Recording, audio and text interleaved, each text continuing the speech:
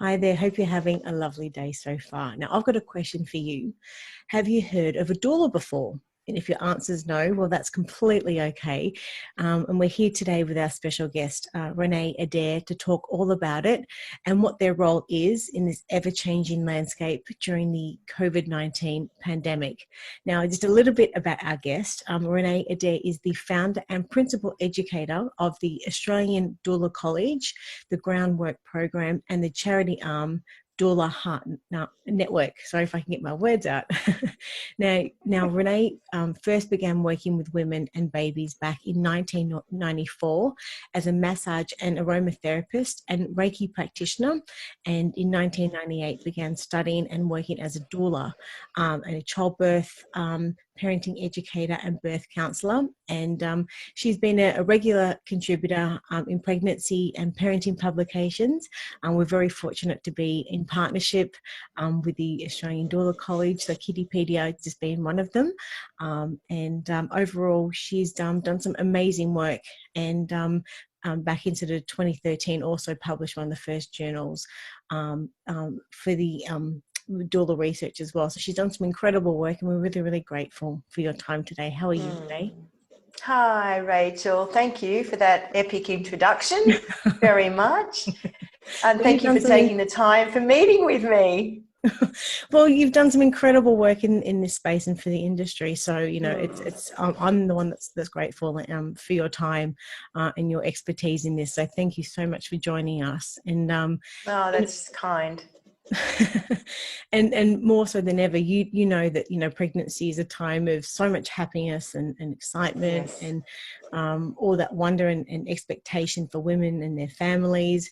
However, of course, like during what we're going through at the moment with the pandemic, I guess we should be even more mindful of the heightened anxiety that pregnant women and couples trying to conceive are going through, and the concern that they have about their own health and, of course, that of their unborn baby. So I'd love to know from your perspective initially, you know, what changes have you seen to the way couples are approaching parenthood during this time? Yeah, I mean, as we all know, pregnancy and an impending birth and being parents is already a daunting task. It already brings anxiety with it, just naturally, because we, you know, often from the moment of conception, we've brought in, you know, we have a buy-in, we're emotionally plugged into that little being, and it's a massive journey. So already having levels of anxiety and excitement, of course, now women are faced, and their partners are faced with a lot more challenges than, you know, we have ever seen in our lifetime. It's really extraordinary that a woman having her first baby at the moment is, you know, having her appointments with her midwife, for example, like this, over a Zoom session or a FaceTime. You know, women cannot sit in classes to become educated at the moment, which is very challenging. You know, doing a class online is great, but it's not, I don't think it's the same as, you know, having interaction with someone, you know, face to face, and getting that hands-on support. So that's breeding a lot of anxiety. Doulas are currently not being able to be in the birthing space. That is breeding a lot of anxiety for our clients, and we'll talk a little bit about that later, I'm sure. But that in itself is problematic. You know, we've got also a lot of partners who might have two other, you know, families might have 2 or 3 other children at home, and there's no one in that family's bubble. So, you know, sometimes dads need to stay at home, and someone else is going to the birth of the baby. And so partners aren't being able to be with the baby. Then we've got the postnatal situation. Services have been cut a lot in homes postnatally. That is breeding a lot of anxiety. So it's not a normal situation, and there's a lot of stress, you know, and I think we're going to see a big rise in postnatal depression, which is really scary, because we already have a massive postpartum postnatal rate in Australia, postnatal depression rate, I beg your pardon, in Australia. It's already quite high for the number of birthing women that we have in our country. And that concerns us greatly as doulas. You know, we're really worried about that. And we already know that, you know, postnatal depression, you know, when you look at some of the research that has come about over the years, a lot of it is directly associated with the way that the woman felt about her birth experience. And we know that isolation is also a problem and breeds that postpartum issue and feeling and depression and sadness. So those two markers are huge. And, you know, without the support, you know, we are going to see a rise. And I think we need to think about that some more. And that might be another podcast for you in itself. Lock it in. It's a massive topic. So yeah, I really feel for women right now. You know, they are being isolated away from family, which is extremely difficult. Aging parents, you know, perhaps they can't see their parents, and the concern for and the well-being of their baby is amplified, absolutely amplified. Yeah. You know. So yeah, it's a big deal. It's a scary time. I wouldn't like to personally be pregnant right now. I think it would be really tough. Mm. And I guess before we like dig deep into all the relevant COVID-19 stuff that's relevant for right at this moment, I'd love to start by establishing a few quick questions to help our audience understand all the wonderful work that you do. So to begin with, could you just tell us what is a doula? Yes, good question. What is a doula? So traditionally a doula is a woman, someone who supports you physically and emotionally and spiritually through the journey of the latter months of your pregnancy. We attend the birth and then we can support you postnatally. We offer continuity of care and options and choices and support not just mum but partners and dads, which is great because they're often in the birthing space now and certainly more involved than they have been over the last, you know, couple of decades. So we're there to support families and provide families with a soft landing place so that when they get home, they've got that support and that nurturing, which traditionally you probably received from a wise woman in the village. Maybe it was a mum or an aunt, but now we have so much separation from families. We live away from family support. We don't have a lot of that tight community, small village mentality these days. And even if people do find themselves with good family support, they still want a doula. They want someone to help them with a birth plan, and they really need and want continuity of care. Disappointingly today in Australia, in our maternity healthcare system, not everyone is afforded a midwife, you know, that one-on-one care. And often you can see multiple people during the course of your pregnancy and sometimes even the labour and birth. So it's nice to have that one established relationship that can see you all the way through. And how would you describe, I guess, the benefits in hiring a doula? Oh, there's been a lot of great research about the benefits of having a doula, which is very cool. But I think, you know, anecdotally is where I always come back to is the hearing the parents themselves talk about the benefits, the differences, say that they didn't have a doula perhaps for the first pregnancy and birth or postnatal period, and then they do. And they totally feel like the experience was much more theirs. They were able to take more ownership. They felt like, people will say that they felt like they really understood their options and choices very clearly, like really clearly, and that they stayed empowered and made their own decisions along the way. And I think that in itself is really powerful.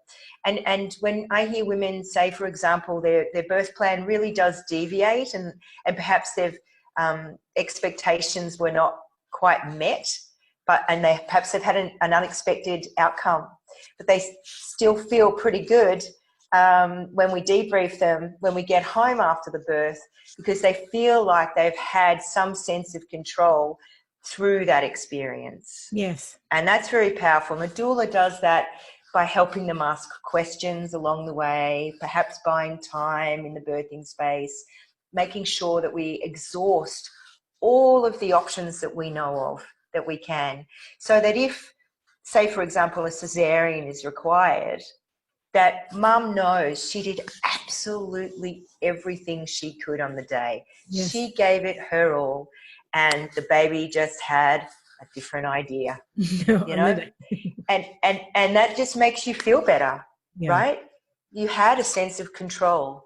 I think when we step into any big transition in our lives, and we have support and love and someone who's nurturing us, that we've established a relationship with, that transition is still going to be tough.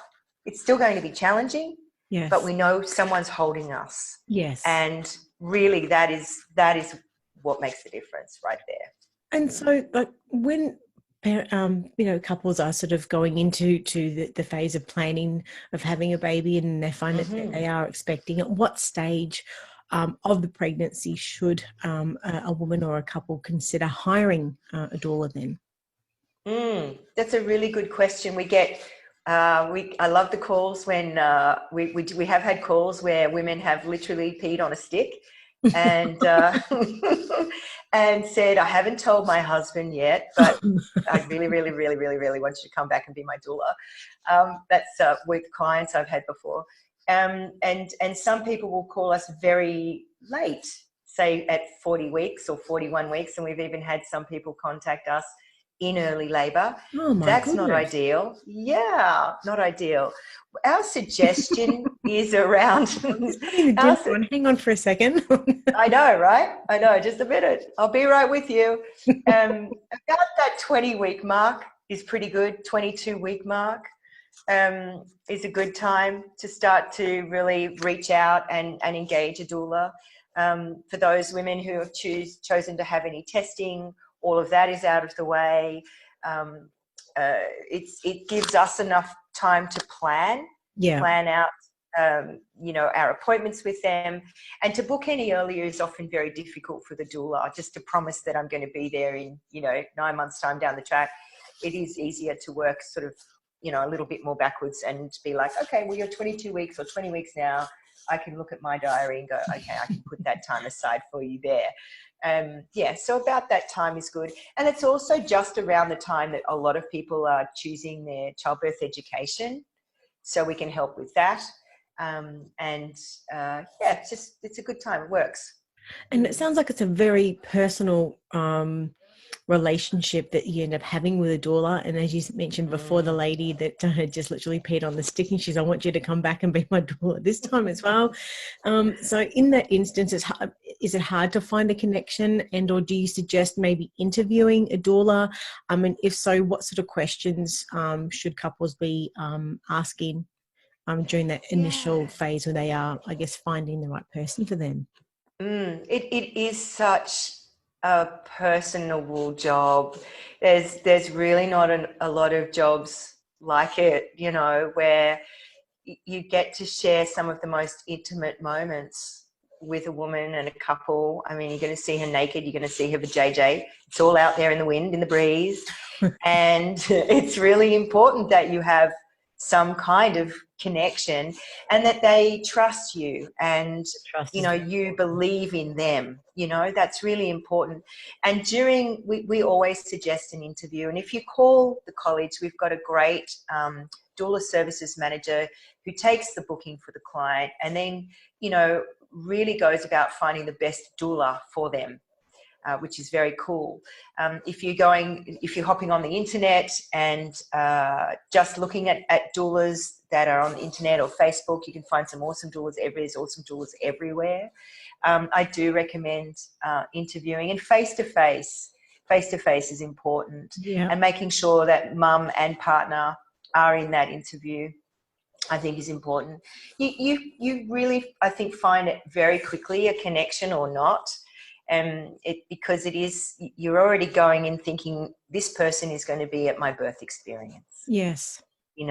So, you get a feeling, I think, you go on that vibe and trust that vibe. Yeah. I think if you are going to ask any questions of the doula, it's really good to find out what their philosophy is. Yeah. What's your birthing philosophy? Where do you I don't believe that it's important that a doula has had a child themselves.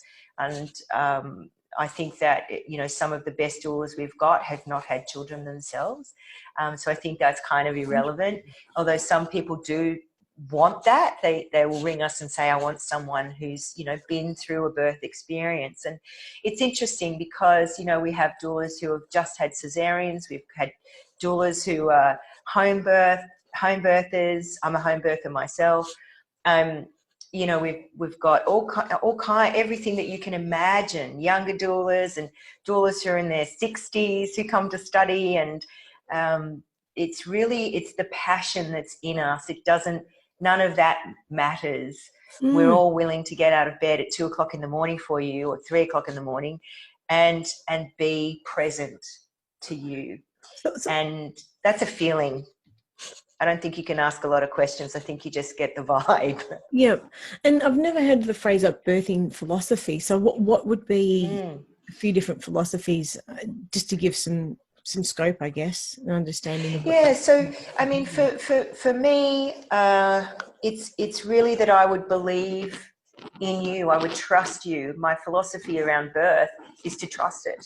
Yeah. It is to believe in the client and the woman, and to have a depth of knowledge around what the mechanics of birth look like, to know what's normal and what's not normal.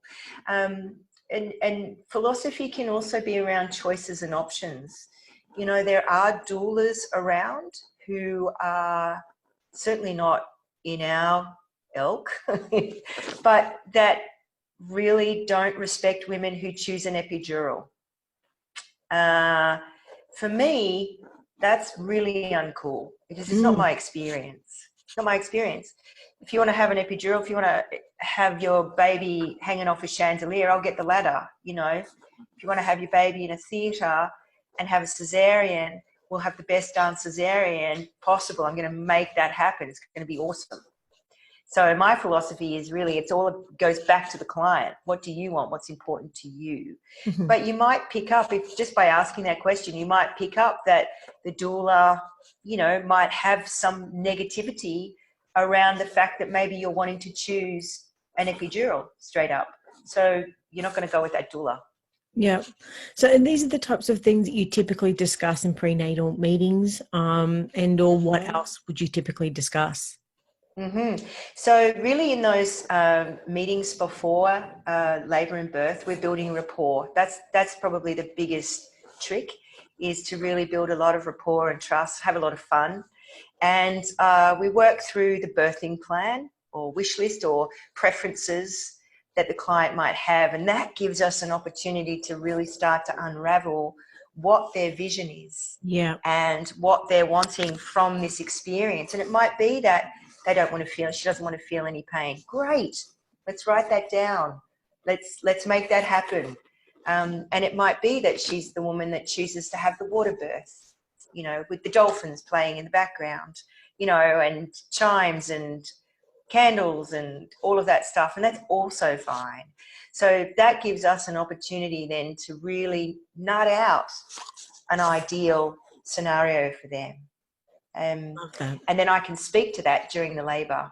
So I will always have a copy, laminated, and whack it on the wall of the birthing Love that, space. laminated. Yeah, laminated. Got to be laminated. And then I can speak to that, because I like parents to advocate for themselves, but I speak to the birth plan. There's a slight little difference there, but yeah. It's good. Then everybody knows what the aim is and what the direction is. And so if you start to deviate from that, you can talk to the health professionals that are, there to help you. But, it's like, well, hang on, we didn't want that. That wasn't in our plan. Can we talk about that? Can we take a minute? What are the options? What are our choices? What will happen if we don't do that? And it comes back to that. Hang on just for 1 second. I've just got a puppy here at the moment that may need to go to the bathroom. Hang on. Go. Just for 1 second. Go. Hang on. Go. So I guess the question is, so what are the benefits of a doula being present at the birth of a child then? There's a great benefit to having a doula present at the birth. I think in the first instance, it's someone that you have already met and established a relationship with, that's going into the birthing space with you, which is perfecto, because a lot of women, as I mentioned earlier, don't get continuity of care with a midwife. And so it's nice to have a familiar face, someone that you trust in that birthing space. Yeah. We get to back up partners. Some partners, you know, if the birth goes long, might need to take a nap, and the doula might need to shut her eyes in the corner for a minute. Tag team, help each other to help mum have the experience that she wants. Yeah. And I think too, we really again, as I mentioned with the postpartum depression stuff, you know, we can really help in the labour to help mum understand what's happening, particularly if the plan or her preferences start to deviate a little or a lot. It's important to be able for mum to understand that she's exhausted all of her options, and the doula's there to do that, and create a loving environment. Like going in and really taking ownership over the space is something I like to do when I first arrive. Get parents to, you know, bring photographs if they'd like, and a pillow from home if they'd like, or you know, I bring a lot of oils and electric plugging candlelight, and it just to create a really beautiful space that you'd want to birth your baby in. Yeah. And there's so much planning that goes obviously before the birth and then during, but then how long does a doula stay after the birth? Yeah, good question, Rachel. So that varies from birth to birth, actually. Mostly I'm in the room for about an hour and a half, sometimes 2 hours post-birth. It really depends on Quite a while. how the birth went for that family, how the baby is. I always make sure mum, if she's able to, has a shower. I'll make sure that she's comfortable in fresh pajamas, that she has had a piece of toast and a cup of tea, and that the baby's had a breastfeed, and that I've taken lots of photos. I help the midwives clean up the room, you know, maybe put some fresh sheets on the bed, make sure that dad or partner is happy and included, and I make sure they get some skin-to-skin time. You know, so it's just really, it's a beautiful time, actually. I mean, some parents, you know, after I've done the initial cleanup, mum's had the first breastfeed, it's like, you know, Renee, you've been with us 24 hours, it's fine to go. And there are some that they just want you to be there and just help them out a little longer, and that's fine too. Now, you mentioned something at the start of the chat, which I just want to clarify, but can a doula actually be a male, or is this more of well, I just want to ask the question, can a doula be a male? Sure. Look, I'm sure a doula could be a male. It's certainly not my preference. I feel like there's already enough male energy in the space, and I feel like it is traditionally women's work. And I do feel like the doula looks to you as for another woman in that space, and that's why she's hired you. It's a little bit of a controversial question, actually, but I kind of stick to that. I really do believe it is women's work. Yeah, and I guess it is a really privileged job, I guess, for a doula to work with families and to see, I guess, so many of those magical moments that you were just talking about before as well. And obviously to experience so many opportunities when you see for that very first moment where the parents lay their eyes on their baby for that very first time. These are just, you know, magical moments.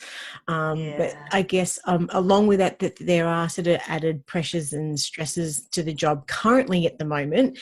So getting back to, I guess, our current environment with this COVID-19 pandemic at the moment, a lot of these changes are sort of making a doula's job a lot harder. You know, could you just maybe explain, I guess, the shift and the difference in what would be a normal sort of birthing experience with a doula and where we're at currently at the moment? Mm. Look, it is the greatest privilege every time that we are there. Well, I just feel honoured to be asked in the first instance, and then to go on a journey with a family, whether it's baby number 1 or 8, is exquisite.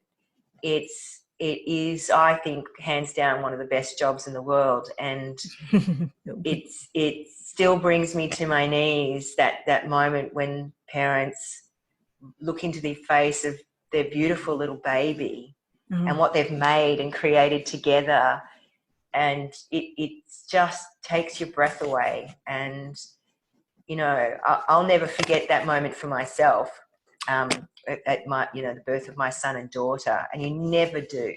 It is magical. Yeah. And I do feel really blessed to be in this role. Sadly, right now, a lot of us are feeling, stressed out ourselves. I mean, our clients are stressed out, but we're feeling a lot of anxiety for our clients because we can't go in with them. So we're not able to fulfill the part of the journey that I feel like we do a lot of good work in. Yes. And that's, it's tough. So we have at the college been really quick. I really feel like we got on top of things pretty quickly and started to talk to our students and our qualified members and our beautiful community about how do we work around this, because it's a hurdle, it's a hump. It's not going to stop us working with women. And I feel like families need us now more than ever because of the lack of other services around. Yes. So our doulas have made an incredible commitment, the ones that are still working, to isolating, so self-isolating at home, which has been my choice in order to keep working. I'm doing some postnatal work at the moment, which is critical at this time. A lot of women are frightened about staying in hospital, so they are discharging themselves very early, sometimes straight as soon as they can, post-birth, which is 6 hours in New South Wales. Wow. And going, because they don't want to be in the hospital. They're really frightened. And so we've been able to support them postnatally in the home, thank God. So we are still supporting women there, which is crucial. We're also offering extra antenatal support and education for the partners to prepare them to go in and be amazing and supportive in the birthing space, and really taking on that doula role. And also we're offering virtual doulas. So some of our doulas have been in the room virtually with the clients, either over just telephone or FaceTime. We have had one couple take a computer in and sit it down. The doula was with them for several hours, which is amazing. We are labouring a little bit longer at home with the clients. So they're really in good established labour, and then literally dropping them off at the hospital door. So it's just been a big journey, I think, to try and work around how we can continue to support people, because that's what's important.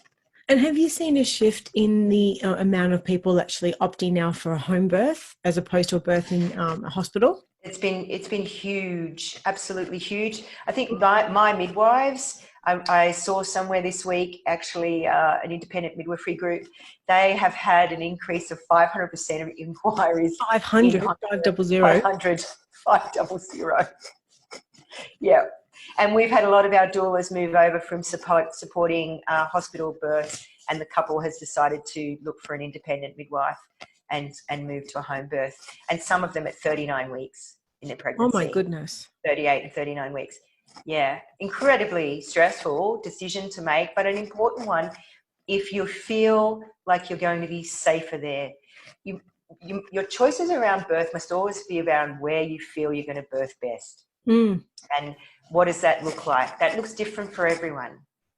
And I really feel like there's been a great campaign and push to have Medicare pay for home birth and to try and get more independent midwives, back, working again in this country. We have a shortage of independent midwives, and home birth has been proven time and time again to be a safe and viable option with a qualified midwife. So why don't we have that as an offer? Of course. So fingers crossed, it might push our government to make some decisions that they've been dancing around for a long time. And how else have you actually seen birth plans have changed due to, I guess, all the levels of I can't say the word, restrictions we've got at the moment with COVID-19, given that they can only have X amount of people in the room at the time and those types of things? Have you seen a big shift in birth plans at the moment?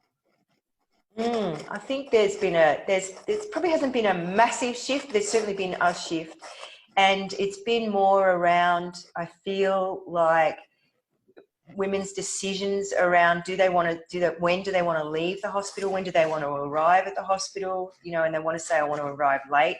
I want to be ushered into my room. I don't want to be seeing other people. Is it possible for me to only have one or two midwives in the room?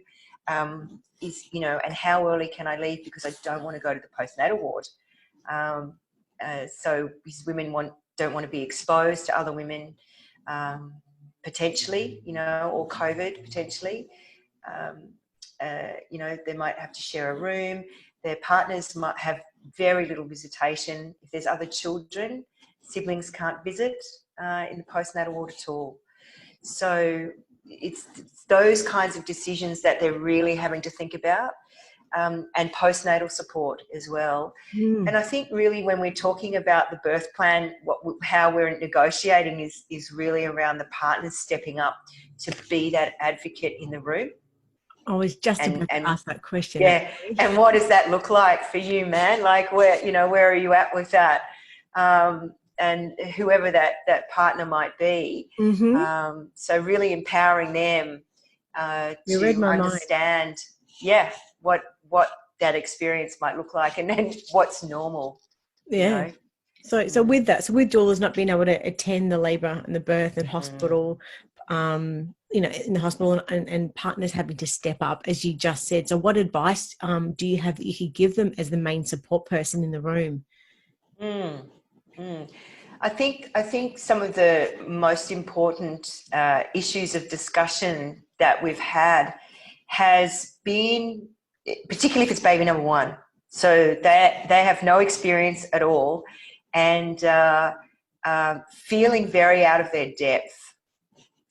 So offering childbirth education, and we've been doing that online. I managed to put my balanced birth childbirth education program on a learning management system that we have, and we've been spending some time on Zoom with clients and helping them understand what's normal and the stages of labour, so that they've got a gauge, and then how through those different stages of labour can you support, what can you offer.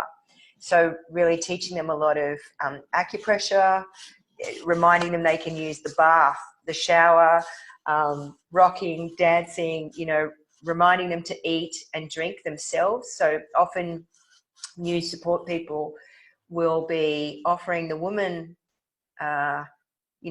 something to drink, but they forget to do it themselves, and have seen men faint in the birthing space only a few times, not because anything, the baby was coming at the time, but they hadn't actually had anything to drink, and we'd spent hours in a bathroom and dehydrated, and down they go. So, and also to take a break themselves. So if a midwife is in the room, go take a break. It's actually okay. Take a break, freshen yourself up, and come back. So those kinds of tips and tricks, and reminding them that we're on the phone for them should they need some extra help. And there's a quote of yours that I would love to use at the moment. So this is quoting you: "A doula does not come flying in with a superhero cape on, but rather she helps you find yours." That is just so powerful, and it's beautiful. So look, we've spoken. I think that's the essence of doulaing, really. Yeah. Yeah. And look, we've spoken about a lot today. If you were to summarize, I guess, your key messages for families either planning or expecting a newborn at this time, like, I don't know, what's your key advice at the moment? I think the key message that I want people to really take home is that just because the doula cannot be in the birthing space with you right now, don't not hire one. You know, we can help you before the birth. We can prepare your partner. We can be there straight after the birth and help you postnatally. And we are happy to do so, particularly at a time where there is going to be a rise in anxiety for women and their partners. I really hate to say it, but we are going to see a rise in trauma and associated with birth and postnatally. There's going to be postnatal depression is going to be on the rise. The help is here. Call us. You know, we are willing and able and educated, following all of the COVID-19 health guides. We've all done a COVID-19 training. We are all isolating when we're not with our clients. For those of us that are working, some have made the decision not to because they have little ones at home or elderly family at home. And, you know, we're just trying to keep everything as normal as possible, which is challenging, but it's doable. And a doula can definitely make a big difference, particularly at this time. Well, we're so grateful for your time today. Now, if families want to get in touch with you and or sort of engage the support of a doula, whereabouts can they find you guys? Hey, so you can find us at www.australiandoulacollege.com.au, and all the details, phone numbers. There's a Find a Doula page there for experienced doulas, but if you wanted a student, and they're very affordable and amazing, you can just call us and we'd be happy to help. Wonderful. Thank you so much for your time, and I can't wait to chat again soon. Take care. Oh, thank you so much, Rachel, and thank you to Kidpedia for doing all of this great work and getting all of these good messages out to the world. Thank you. Thank you. Take care. All right, bye. Take care. Bye.